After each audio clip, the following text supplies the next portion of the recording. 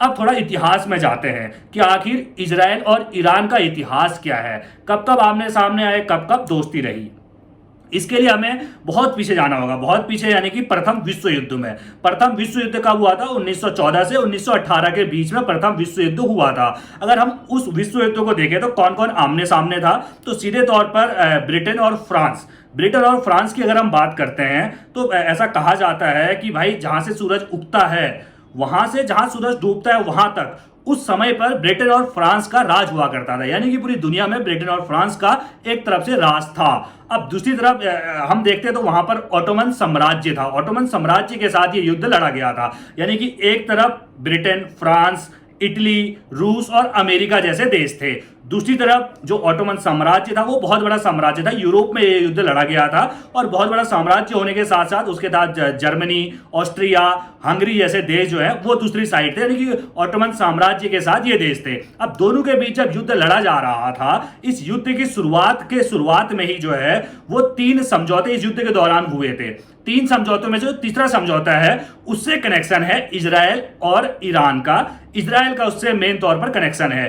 पहला जो समझौता था उस समझौते के तहत तो ब्रिटेन और फ्रांस के बीच समझौता हुआ था कि अगर हम युद्ध जीत जाएंगे तो कौन किस पर राज करेगा, ये पहले तय हो गया था कि भाई साहब युद्ध जीत जाएंगे तो कौन किस पर राज करेगा। मतलब ऑटोमन साम्राज्य हो गया, जर्मनी हो गया, जो इसके अलावा ऑस्ट्रिया हो गया, हंगरी हो गया, जो उस साइड से लड़ रहे थे, अगर हम उसको जीत जाते तो कौन कौन उन पर राज करेगा। ये पहला समझौता हुआ। दूसरा जो समझौता हुआ था, दूसरा समझौता उसका ये वहीं की पड़ोसी मुल्क को लेकर हुआ था कि भाई साहब उनके साथ एक समझौता किया गया कि तुम हमारा साथ दोगे तो सीधे तौर पर अगर हमारा साथ देते हो तो उससे तुम्हें एक अलग सा देश जो है इस ऑटोमन साम्राज्य में दिया जाएगा। लेकिन अब महत्वपूर्ण है तीसरा समझौता, जिस समझौते का नाम है बालफोर समझौता। बालफोर समझौते के तहत ही यहूदियों को एक वादा किया गया था ब्रिटेन की तरफ से। जर्मनी में यहूदियों की संख्या बहुत ज्यादा थी, लेकिन उनको वहां उस हिसाब से सम्मान नहीं मिल पा रहा था, तो वो अपनी सरकार के खिलाफ लगातार आवाज जर्मनी के अंदर उठा रहे थे। कौन लोग? यहूदी लोग। यहूदी लोगों का ही इजराइल है, जो अभी इजराइल है वो यहूदी लोग ही वहां रहते हैं। तो विश्व युद्ध, जब प्रथम विश्व युद्ध चल रहा था उससे पहले से लगातार जर्मनी के अंदर जो है यहूदी लोग अपनी आवाज उठा रहे थे। इस दौरान ब्रिटेन ने क्या किया कि यहूदियों को अपने पक्ष में कर लिया। ब्रिटेन ने कहा कि भाई यहूदी, हम तुम्हारा साथ देंगे। ब्रिटेन की एक और नीति थी, हमारे देश में भी राज किए इतने सालों तक। ब्रिटेन की एक नीति ये थी, फूट डालो राज करो। हर जगह वो यही काम करते थे, फूट डालते थे, राज करते थे। यही काम उन्होंने जर्मनी के लिए किया। जर्मनी के अंदर फूट डाल दी, यानी कि यहूदियों को अपने साथ मिला लिया। यहूदियों से वादा किया, एक जो है बालफोर जो है एक घोषणा किया, एक समझौता किया गया, इसकी घोषणा की गई और बालफोर समझौता किया गया। इस समझौते में क्या लिखा गया कि भाई यहूदी, अगर तुम हमारा साथ दोगे, जर्मनी के खिलाफ लड़ाई में हमारा साथ देते हो, तो तुम्हें एक अलग देश दिया जाएगा। और इस समझौते में तय हो गया। यहूदियों ने बिल्कुल वैसा ही किया, ब्रिटेन का साथ दिया और प्रथम विश्व युद्ध जो है वो जो ये टीम थी, कौन सी टीम, जिसमें फ्रांस था, इसके अलावा ब्रिटेन था, इसके अलावा रूस था, अमेरिका था, इटली था, इन देशों ने जीत लिया। और जब जीत लिया तो भाई जर्मनी की भी हार होती है, और जब जर्मनी की हार होती है तो यहूदी भाई खुश होते हैं कि भाई अब तो हमें एक अलग देश मिलेगा, जिसकी हम लगातार मांग कर रहे थे। अब जर्मनी की हार के बाद जर्मनी के अंदर इस पर चर्चा होने लगती है कि आखिर हमारी हार की वजह क्या रही। भाई कोई भी हारेगा तो उस पर चर्चा करेगा, चाहे क्रिकेट का मैदान हो, चाहे युद्ध हो, कुछ भी हो, चाहे आदमी जब हारता है तो उस पर जरूर ये विश्लेषण करता है कि आखिर हमारी हार की वजह क्या रही। ठीक वैसे ही जर्मनी ने भी हार की अपनी वजह तलाशने की कोशिश की, तो उन्हें पता चला कि भाई यहूदी जो हमारे देश में रह रहे थे वो ही हमारे साथ बगावत कर दी, यानी कि वो ही हमारे साथ नहीं थे। तो सीधे तौर पर यहूदियों के खिलाफ वहां पर आक्रोश बढ़ने लगा। जर्मनी में यहूदियों के खिलाफ आक्रोश बढ़ने लगा। और आपने लगातार कहानियां सुनी भी होंगी, हिटलर ने किस तरीके से यहूदियों पर अत्याचार किया था। जब आक्रोश बढ़ने लगा तो यहूदी लोग जो है वो निकलकर फिलिस्तीन में आने लगे। ब्रिटेन ने पहले ही जो है बालफोर जो समझौता किया था उसमें कहा था कि आपको फिलिस्तीन के अंदर एक हम अलग से देश देंगे, अलग सी जगह देंगे। अब जब युद्ध जीत गया जर्मनी में, जब उनके खिलाफ आक्रोश बढ़ने लगा यहूदियों के खिलाफ, तो सीधे तौर पर यहूदी जो लोग थे वो निकल कर फिलिस्तीन में आने लगे।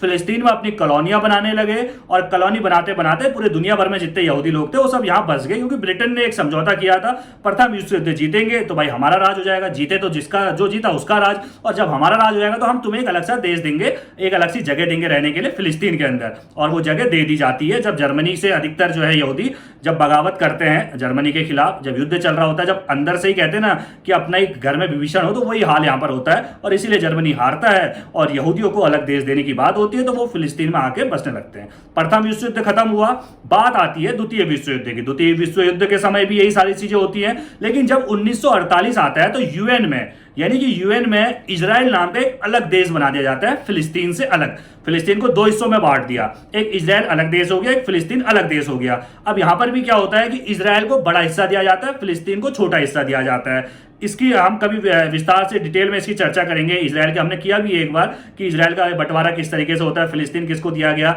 यरूशलेम को लेकर क्या विवाद है, इस पर करेंगे। लेकिन आज जो बात हो रही है यहूदियों और ईरान के बीच ये बातचीत है, कब से युद्ध हुआ। 1948 में जब यूएन में एक अलग देश बनाया जाता है इजराइल को, तो वहां पर वोटिंग होती है, पक्ष में कौन कौन से देश हैं और विपक्ष में कौन कौन से देश हैं। तो सीधे तौर पर ईरान वहां पर विपक्ष में खड़ा होता है कि भाई साहब इजराइल को हम एक देश के तौर पर मान्यता नहीं देंगे।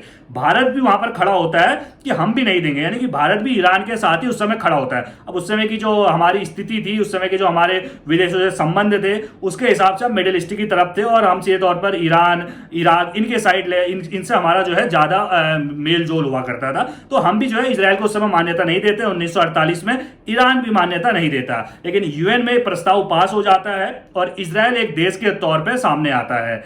तुर्की हो गया, ये कोई भी मान्यता नहीं देते।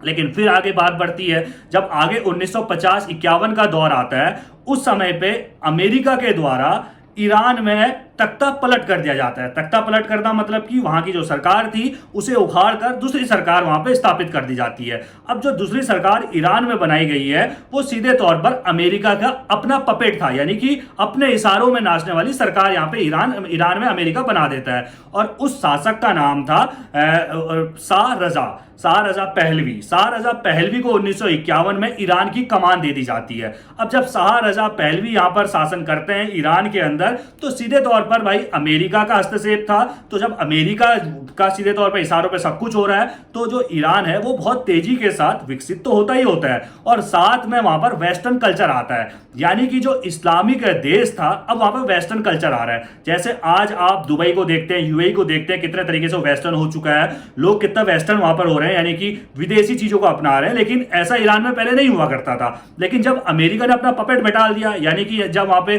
शाह रजा पहलवी को शासक बना दिया गया, उसको मुखिया बना दिया गया, तो सीधे तौर पर अमेरिका के इशारों पर सब कुछ होने लगा। अब उसके बाद तुर्की ने सबसे पहले जो है इजराइल को एक देश के तौर पर मान्यता दी।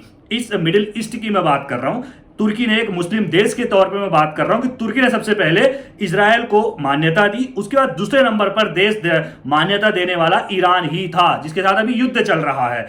उस ईरान ने दूसरे नंबर पर इजराइल को एक देश के तौर पर मानने के लिए अपनी मान्यता दे दी किसने, तो भाई वो अमेरिका का ही पपेट था, तो सीधे तौर पर देना बिल्कुल बनता था। उस दौरान इनकी इतनी अच्छी दोस्ती होती है, किसकी, ईरान और इजराइल की इतनी अच्छी दोस्ती होती है कि इजराइल अपने हथियार ईरान को देता है, उसको बनाने की कला देता है, बहुत सारी ट्रेनिंग दी जाती है, किसको, ईरान को। और ईरान में क्या होता है, तेल होता है बहुत सारा, और तेल जो है वो इजराइल को दिया जाता है, अमेरिका को दिया जाता है। और ये आप ये सोचिए, मैप में अगर आप देखेंगे दोनों देशों को, तो भाई एक उस कोने में है, एक इस कोने में है। तेल की पाइपलाइन जो है ना वो ईरान से इजराइल तक बिक जाती है, 25 साल तक ये चलता है। दोनों के बीच अच्छी खासी दोस्ती होती है, इतनी अच्छी दोस्ती होती है कि भाई साहब बता तो रहा हूं कि तेल इधर से उधर जाता है, वो अपना हथियार देता है, तो सब कुछ वहां वेस्टर्न हो जाता है। ईरान में 25 साल में बहुत कुछ बदल जाता है। लेकिन इस बीच देश में ही फिर बगावत हो जाती है। कहां पर, ईरान के अंदर। बगावत कौन करता है, तो बगावत करने में दो मुस्लिम नेताओं का नाम आता है। कौन कौन, एक खुमैनी और एक खामेनेई। खामेनेई अभी सुप्रीम लीडर है ईरान के, और खुमैनी जो है वो सीनियर नेता हुआ करते थे। कब बगावत होती है, तो 1979 में बगावत होती है। 1979 में ईरान के अंदर लोगों को बताया जाता है कि भाई साहब इन्होंने तो हमारी संस्कृति खत्म कर दी, ये तो लगातार हमारे जो संसाधन है, तेल जो संसाधन के तौर पे, मतलब तेल को हम कह सकते हैं, हमारे संसाधनों का दोहन कर रहे हैं, अपना मजे से जी रहे हैं, हमारे वहां से तेल को ले जाते हैं। यानी कि जो वहां का शासक था शाह रजा पहलवी, उसके खिलाफ ईरान में जो है वो लोगों को भड़काना शुरू किया। खुमैनी और खामनेई ने जब इन दोनों ने लोगों को भड़काना शुरू किया तो अपने उसमें कामयाब भी हो जाते हैं, और लोग जो है सड़कों पर उतर आते हैं और सीधे तौर पर शाह रजा पहलवी की सरकार को उखाड़ फेंकते हैं। 1979 में शाह रजा पहलवी की सरकार हटा दी जाती है और शाह रजा पहलवी की सरकार हटने के बाद फिर से वहां पर खुमैनी का शासन आता है और खुमैनी जब राज करते हैं तो फिर से वहां पर जो है इस्लामिक शासन आ जाता है, यानी कि जो वेस्टर्न कल्चर हम वहां पर इससे पहले चल रहा था, बिल्कुल बुर्खा हट गया, खुलापन चल रहा है, सब कुछ वो सब कुछ खत्म हो जाता है, बुर्खा अनिवार्य हो जाता है और जो जो इस्लाम में चीजें होती है वो सब कुछ फिर से यहाँ पे लागू कर दी जाती है। कब? 1979 में। 10 साल तक खुमैनी राज करते हैं, खुमैनी का उसके बाद निधन हो जाता है और उसके बाद 10 साल बाद, यानी कि अब 35 साल हो गए हैं, खामनेई जो अभी सुप्रीम लीडर है उनको वहां का मुखिया बना दिया जाता है। ईरान का मुखिया बनाने के बाद से वो इजराइल को एक देश के तौर पर मान्यता नहीं देते। वो कहते हैं कि भाई इजराइल हमारे नजरों में देश नहीं है, उसने कब्जा किया है, यानी कि फिलिस्तीन में कब्जा करके वो रह रहा है, जबकि उसको ब्रिटेन ने बनाया था। सीधे तौर पर ब्रिटेन ने जब प्रथम विश्व युद्ध के दौरान जब जीत लिया था, उससे वादा किया था, बालफोर जो समझौता हुआ था उसमें वादा किया गया था कि हम आपको एक अलग देश देंगे अगर आपने जर्मनी के अंदर जर्मनी के खिलाफ बगावत कर दी। उन्होंने ऐसा किया, युद्ध भी जीते, तो उसके बाद अलग से एक देश दिया जाता है। लेकिन ईरान, मिडिल ईस्ट, जो अधिकतर वहां पे मुस्लिम देश हैं, यहूदी जो है उनको वो बिल्कुल भी सहन नहीं कर सकते, एक मुस्लिम देश और एक यहूदियों का देश, तो अलग अलग चीजें हो जा रही थी। तो सीधे तौर पर ईरान में जब खामेनेई का सत्ता आई तो खामेनेई ने इजराइल को एक राष्ट्र के तौर पर मान्यता देने से मना कर दिया। उसके बाद से दोनों के बीच युद्ध जारी है, छुटपुट युद्ध होते रहे, लेकिन अब ये युद्ध बहुत बड़े तौर पर आ चुका है क्योंकि अब इस युद्ध ने एक विकराल रूप ले लिया है। ना वो झुकने को तैयार है, ना वो झुकने को तैयार है।